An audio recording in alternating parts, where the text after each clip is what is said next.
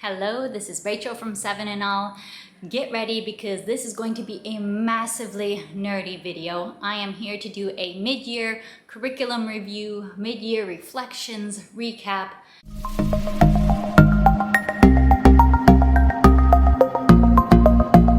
Just think about how this year is going now that we're somewhat in the middle of it. And I do want to say first off, I am a lifelong homeschooler. I feel no need to stick to a very traditional school schedule. So in all of our curriculum for this school year, we're at least halfway through. In some of the curriculum for this year that we ended up starting very early because my children were ready for it, we might be more like 2/3 to nearly done with it.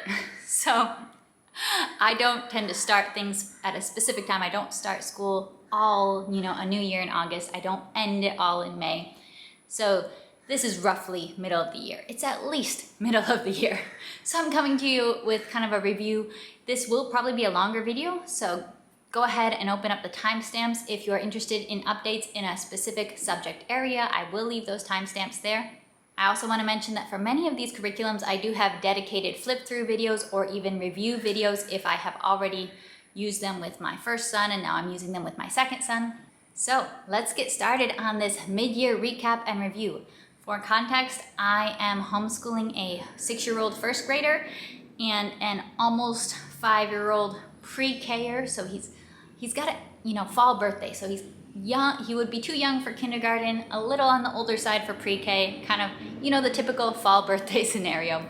And then I also have a baby as well. And we are bilingual homeschoolers, so Spanish is included throughout our day, but we are very much dominant in English. So let's get started with the reviews. First subject or curriculum I want to tackle is Gentle and Classical's Sequence 1. This is a curriculum that is covering history, geography, literature, kind of all of these riches subjects for my oldest son. It's definitely mostly targeted at my oldest son. And I have really enjoyed using this curriculum. I definitely feel very free to adapt it, maybe use some different books that I already have, or use some different books that I like better, or add in extra books. So I definitely am just the kind of person who is comfortable with adapting it and using it and just making it into our own rich learning experience. But I have very much enjoyed learning about it. This is my son's real first experience with learning history. I love that it's a curriculum based mainly on picture books. For my oldest, books just really connect with him. He loves listening to books read aloud. So we are listening to picture books and we're working on building the skills of being able to narrate what we learned, what historical stories we're learning, what historical figures and characters did, what an event was. We're working on those skills. In first grade, they are not fully developed, but we're gradually getting there. And we're building some foundational note-taking, notebooking kind of skills as we're going through these books.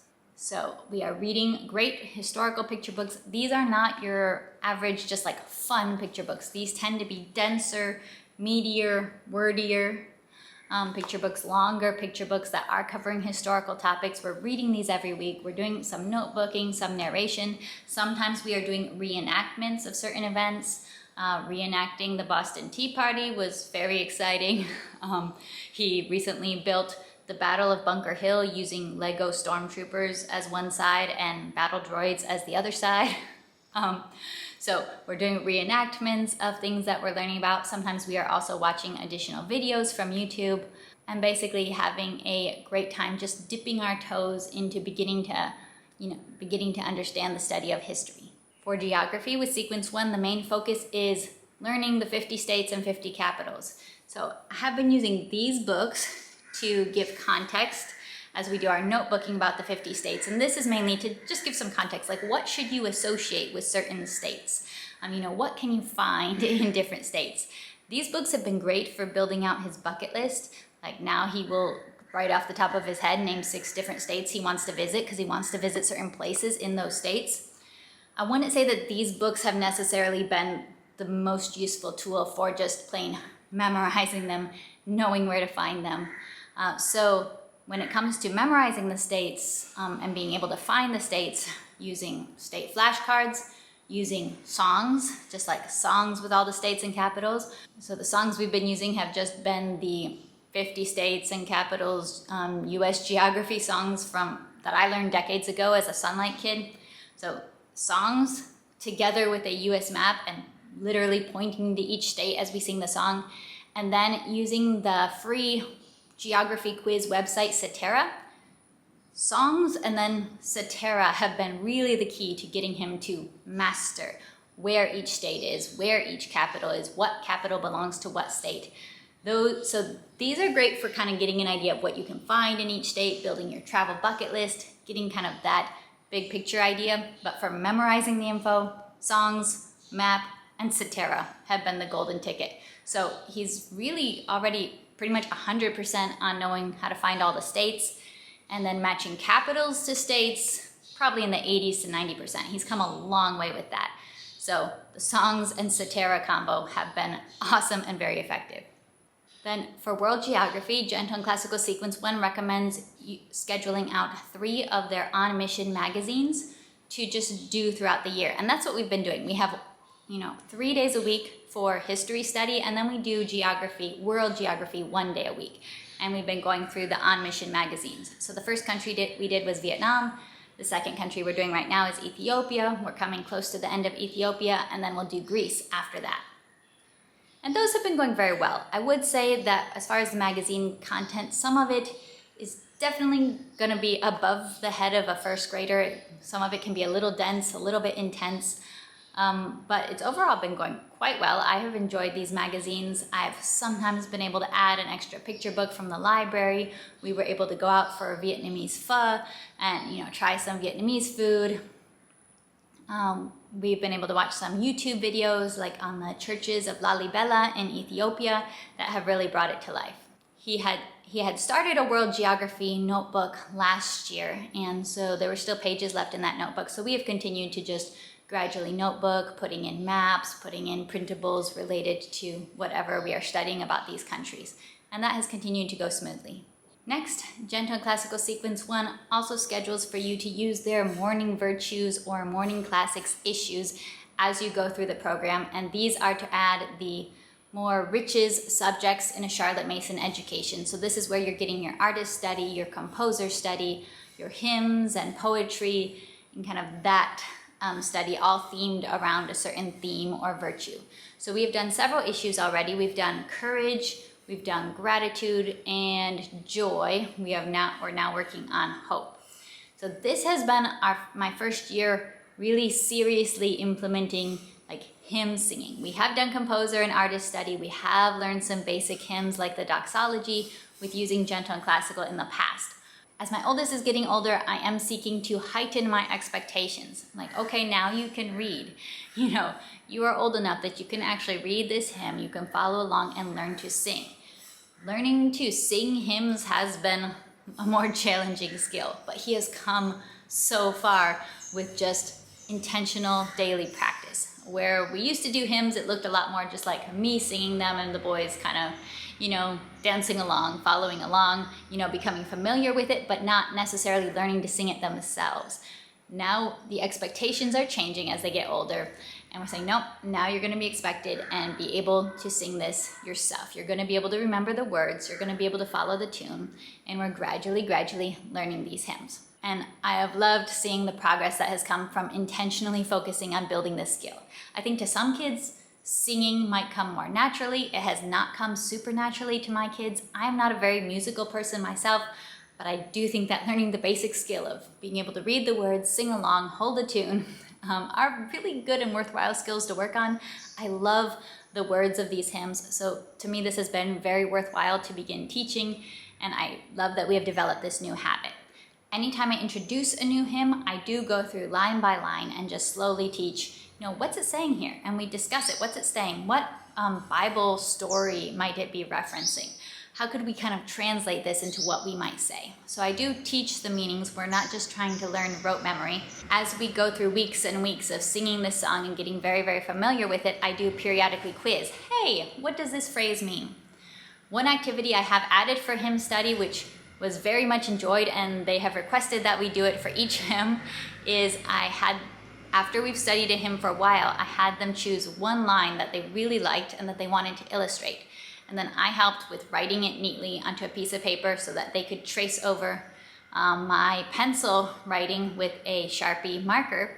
And then I let them illustrate the paper using watercolor. So we did this with Joyful, Joyful, We Adore Thee, and chose which line we wanted to do. For mine, I chose the line, Mortals join the mighty chorus, which the morning stars began. Because that is a great line. And I illustrated it with stars shining in the night sky, just to think about the amazingness that we as mortals are praising the same God that the very stars praise. Then for artist study, I have a book of coloring pages that usually will have a coloring page related to whatever famous artist we are learning about. So right now it's Winslow Homer. So they're working slowly on coloring a painting by Winslow Homer. When I can find like a biography picture book of one of these artists, and when I can read that, that definitely heightens the experience and makes the artist feel a little bit more familiar. But that's not always possible. So, we work with what we have. Sometimes I can find a YouTube video about the artist. For the composer, again, we just listen. We listen to the music, maybe while we're coloring, maybe while we're working on our notebooks for history, I will turn on that composer's music. A lot of times I can find a YouTube video about the composer. I am not particularly familiar with classical composers myself, so this is definitely something where I'm grateful for great YouTube videos on introducing Bach and Beethoven and Haydn to children. We've found some great YouTube videos to help with that.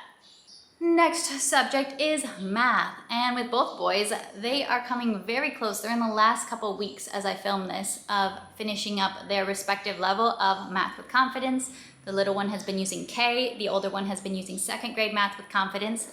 So they're going to be finishing it up before Christmas for sure. And the way I'm going to handle them finishing it is going to be different depending on the child. So my oldest, who's finishing up second grade with confidence, will move straight into third grade with confidence. And while that is higher than his actual grade level, I do not worry one bit. I think it will be good for him. I think actually a lot of it will be easy because in third grade, multiplication and division are usually introduced. And he already knows how to multiply and divide, and he has like 95% of his multiplication facts memorized. So in some ways it might be pretty easy, but I do think that there's going to be other topics that he does need more work on, and he can build more fluency and speed with maybe some of his multiplication, or maybe they'll do more complicated multiplication. We will see. But I am planning to move straight into third grade Math with Confidence for him. Then for my younger son, he's finishing this up. He's come a long way in using this. He enjoys this. He loves the workbook. The workbook I put in plastic pages when I first used it with my first son. So they just use a dry erase marker on it and can erase it. Some of the pages, especially like dot to dots or matching, he has done many times because of that. He's come a long way with his number sense through using this. However, I do not think he is ready to start the first grade level. There's a lot in this that he can do, and then there are a couple of topics that I think just developmentally he's not quite there with. They're going over his head a little bit. And that would be some of the things like pairs that make 10. Really, really instinctively understanding and knowing, 7 and 3, pair that makes 10. 6 and 4, pair that makes 10. Or being able to add or subtract without manipulatives. Now, I know it's not absolutely necessary to be able to add and subtract without manipulatives to go on to first grade math. It would be fine to still need manipulatives, but I'd like to be a little bit closer to at least some of the time you can do it without manipulatives. At least you do have maybe these pairs that make 10 memorized. I'd like him to be a little bit further along on some of these skills. So I've been kind of debating about what exactly to do. I have thought maybe I will just go through and repeat this.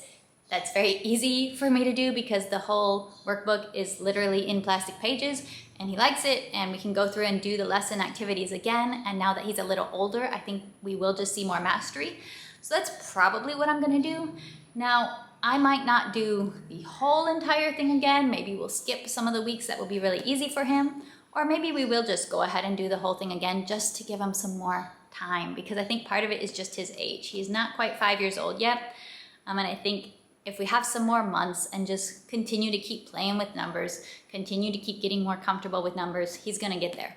So I'm not necessarily opposed to moving a younger child up to a higher grade level. Like in this case, where a first grader definitely will be able to move up to third grade math and will have no problem with it. But in this case, if they're younger, hey, we have the time to just continue playing with numbers. We enjoy it, we'll keep playing with it, and eventually he'll get more to a spot where I feel comfortable with, yeah, okay, let's move on to the next level. Also under the topic of math is Beast Academy, which I'm using with my oldest. I believe we started with 2A in February, and we're now right about finishing up 2B and gonna be starting 2C. So this has definitely moved slower than Math with Confidence. While they both say level 2 on them, the level of challenge in the practice problems is very different. And I will say we went through 2A pretty quickly because that was mainly focused on addition. And addition was pretty easy.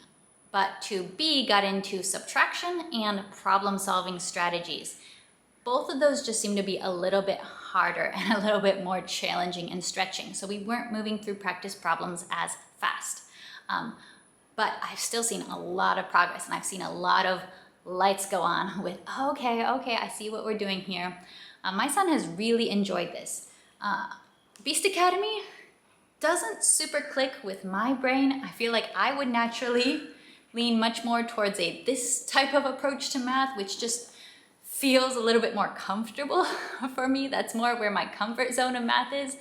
This is definitely outside my comfort zone. These types of math puzzles, this was not at all the type of math I was raised with, but I see the benefits of it for my son.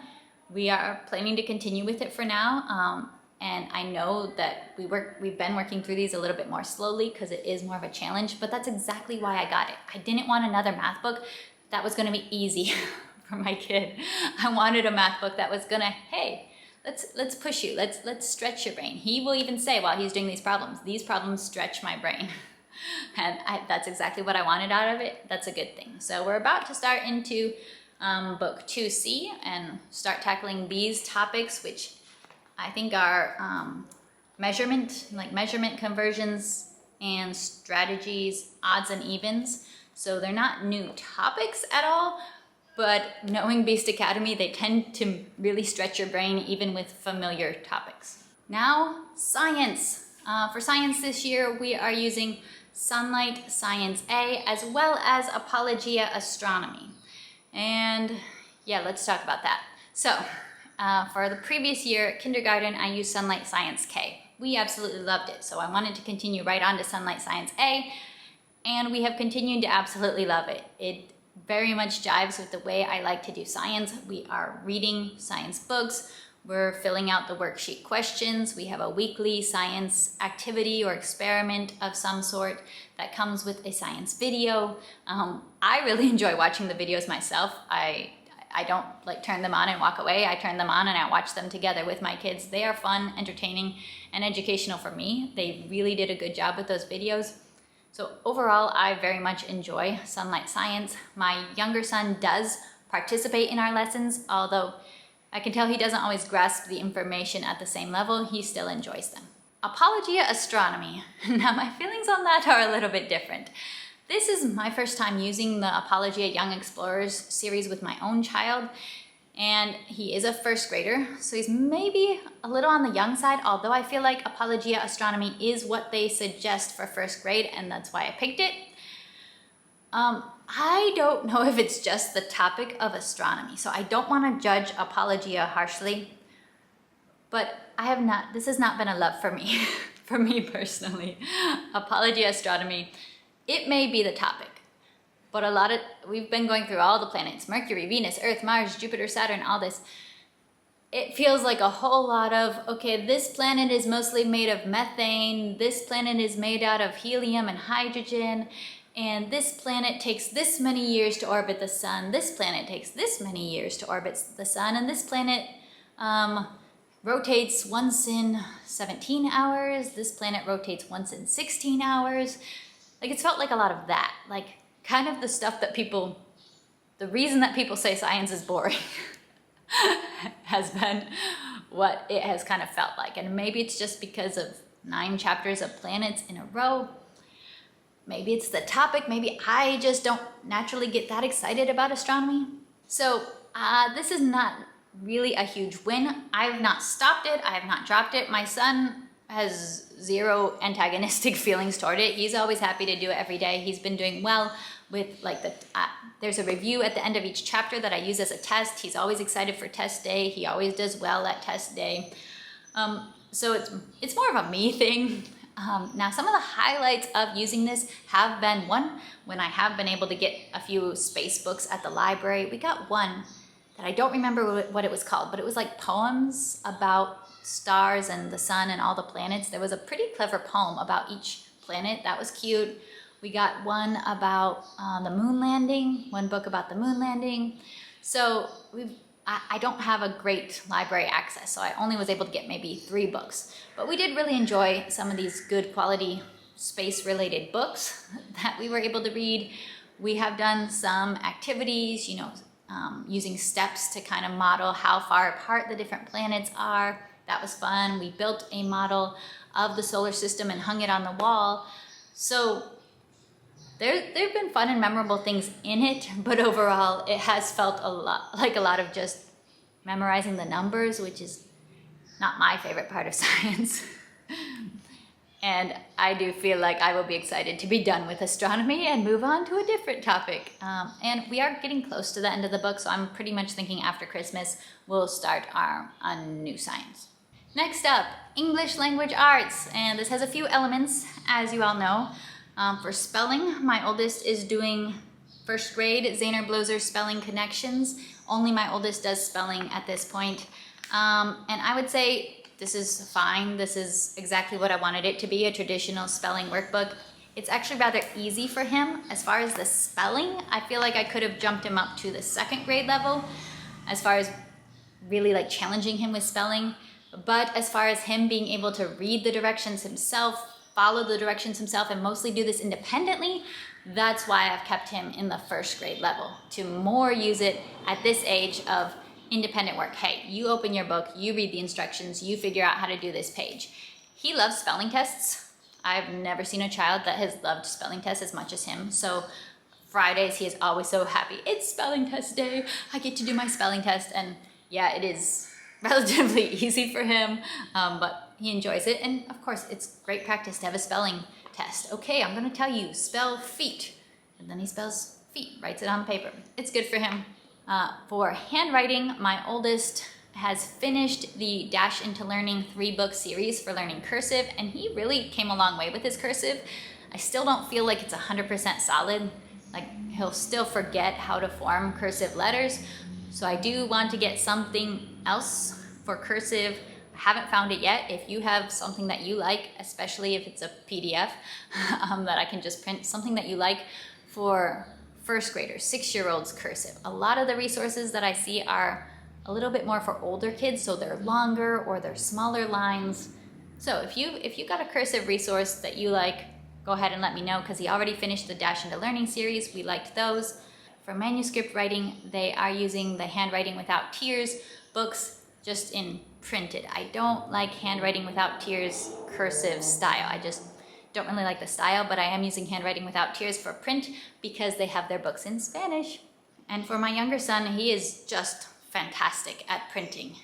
He's also very good at drawing, at cutting. Seems like anything with fine motor skills just very much seems to be what he is naturally good at. So it's just cool to be able to observe and to see what different kids naturally have a talent for as we go through this homeschool life. You know, typically they're always saying, oh, boys are not good at handwriting, they hate handwriting, you know, or reading skills develop before writing skills. So it's just an important reminder to look at the actual kid that's in front of you and see, wow, you seem to really like handwriting, you seem to like working with a pencil. So, you know, sometimes handwriting skills are actually better than their reading skills. Sometimes the handwriting skills might develop first. Work with the kid you have versus just the general guidelines that they give you. So my oldest is using First Language Lessons for his kind of grammar, gentle grammar studies, language arts. That is going very well. I have an older edition that puts level 1 and level 2 into one book, and we're actually already into level 2 for that. He's learning verbs and helping verbs. functions of verbs, I'm really seeing a very solid basic understanding of grammar developing through using that book. I really liked it. I already have level 3 weighting, which we will probably use for 2nd grade. As far as reading, my 1st grader has been reading through a stack of the 2nd grade readers from Sunlight, these are not them. These are similar books because these are the ones I pulled for his next readers that we're getting into. Actually, Nate the Great is part of Sunlight 2nd grade. This is what he's reading right now. And then these are some of the books I have pulled for him to get into. I don't have a super clear plan of what we're going to go to quite next for reading now that we're starting to run out of the Sunlight books. I have just pulled other similar level of readers from my mom's shelves. He really seems to like true stories. So I've pulled a couple of these true story ones, historical readers. And this is a really good level for him right now, where it's not a ton of words, a lot of pictures, there's space, it's larger text, but it is getting into more real stories.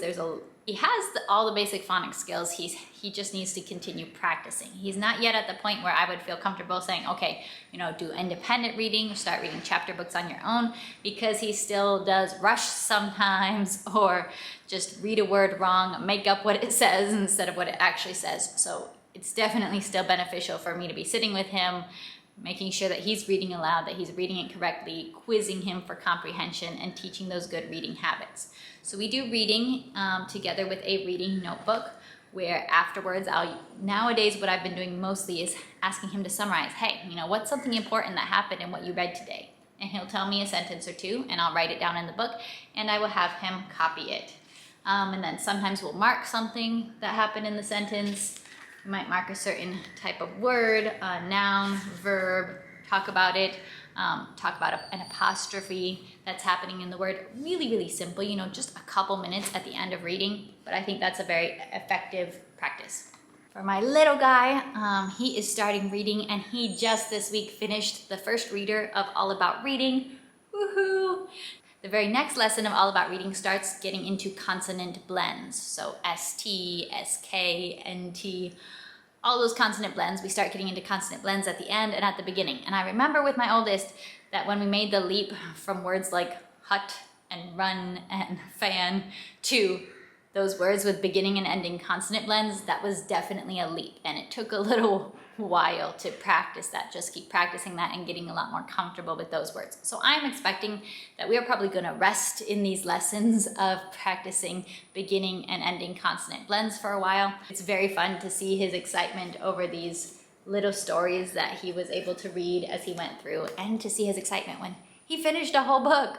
Next up, for Spanish. In previous years, I leaned really hard into much more immersive Spanish, just reading to my kids Spanish books. This year, I have really shifted away from that, because I was noticing while my kids understood Spanish pretty well, they were not speaking it, and my oldest was struggling to make forward progress in literacy. So we've shifted our focus to really just explicit conversational practice and lessons, as well as literacy work in Spanish. And I feel like I'm really seeing some good progress. I do miss the Spanish picture books. I see them sitting on my bookshelf calling to me, and I want to read more of them. But I'm saying, nope, we're stepping back. We're laying this foundation. We're going to be able to come back to those picture books. I really believe we'll come back to those picture books, and now there's going to be much more engagement, and they're going to be a lot more confident with their understanding of Spanish instead of just passively understanding it. So we've been using Spanish 2 from Homeschool Languages during our morning time. Every single morning we are going through lessons. We are practicing. We are about lesson 26 out of like 98 in this book. We already did level 1 and we're working through level 2. So in this we are learning verbs, and we're also just explicitly learning to conjugate verbs, learning the verb endings for the present tense, practicing with those, making sentences with our verbs. I'm definitely challenging them. I do adapt some of these lessons to where I am speaking much more in Spanish than the script necessarily would have you do, because I know I can challenge my kids a little bit more in that way. But we are practicing, and I'm seeing progress, especially with my oldest, seeing him really understanding the verb endings, being able to use them. But even with my younger son, starting to say, oh, nosotros comemos, changing and doing some of these verbs, being able to change the endings. So we're having good progress there. And for my oldest, we have really also been leaning hard into Spanish literacy. I finished Trabajando con Palabras, Volume 1 and Volume 2. They're both available now on my website. And it's basically like if you could have Explode the Code, but in Spanish, kind of that word work type of exercises where we're really gonna work hard on getting comfortable with these words, reading the syllables. We're really trying to get comfortable with the syllables, get confident with reading. So that's his work that he's able to do. This level is a little easier for him, but I'm still just having him go back through all the basics. I think when we get to Trabajando con Palabras 2 pretty soon, that will be more at the level that he really needs to get some of the more complicated syllables. And then I found these little readers. So he's been reading through this. This is Puedo Leer con Paco. That they have very few words per page, but they also do have quite a variety of phonics concepts being represented in these words. These are more of a high frequency word approach. But I'm having him read these, and if he comes to a word that he's not quite breaking it apart quite right, he's not quite decoding it quite right, then I'll just write it down on a piece of paper and we'll work through how to break it apart and have him read it. Because I am really leaning into learning to read in Spanish this year. We also do llamitas. This is not a lesson a day program. This is roughly 2 lessons a week is what it's intended for. So we'll do a lesson and then we'll go back and review. I'm really working on getting him to master all the vocab that he's being introduced to in this level. So we review. He's learning to sing the songs in Spanish because this is the year where I'm focusing on you can learn to sing and you can sing a song independently. So we've been going back, singing the songs, getting comfortable with those. They have some great lessons in here. The one we're focusing on right now is demonstrative pronouns. So it's been explicitly teaching him when do you use este, when do you use esta, when do you use esa, when do you use different demonstrative pronouns. And like I have never explicitly taught that to my son before, and I'm definitely seeing progress through explicitly teaching when you're supposed to use different words. And final subject update is Chinese. Chinese has finally been happening consistently just in the past couple of weeks. You guys probably know I have tried some different Chinese resources, online-based, computer-based Chinese resources, and I've always struggled to implement those very consistently. Part of it, I think, is because one, I intentionally don't have devices for my children, so having the time and ability to set him up on my laptop that I feel the need to, keep safe with a small child, it just wasn't happening because with kind of the benefit of a computer resource is that it can be more independent for a child, but my child's really too young to be using a computer independently, so it just wasn't working out that way because I had to have enough time to sit down, sit with him through a lesson, and I just was feeling if I'm gonna have to be here anyways, I might as well teach the lesson myself. So actually making a switch to a more textbook approach has been what is helping us to make progress with Chinese. So I got the Chinese textbook, Chinese Made Easy for Kids, level 1, and the workbook that goes with it. And the other thing I did was I pegged it into a place in the schedule. So right after Apologia Astronomy every day, we're just doing Chinese. And it's a short, quick lesson, 5 to 10 minutes a day. I'm not trying to make it a huge part of our day. I'm not trying to take away from Spanish, but I am just starting to try to build some familiarity, build some understanding and exploration about beautiful language. So getting a textbook so that I can teach and then just giving it time in our day every day for some quick practice, some quick teaching and review, and starting to explain the characters and the radicals, that has been what is giving us success with Chinese for my oldest. All right, I want to hear, how's your homeschool year going? What are your reflections? What's your favorite subject? And do you have any subjects that you're just like, this one is I'm not a huge fan of this, like my astronomy. I will see you next time. Bye.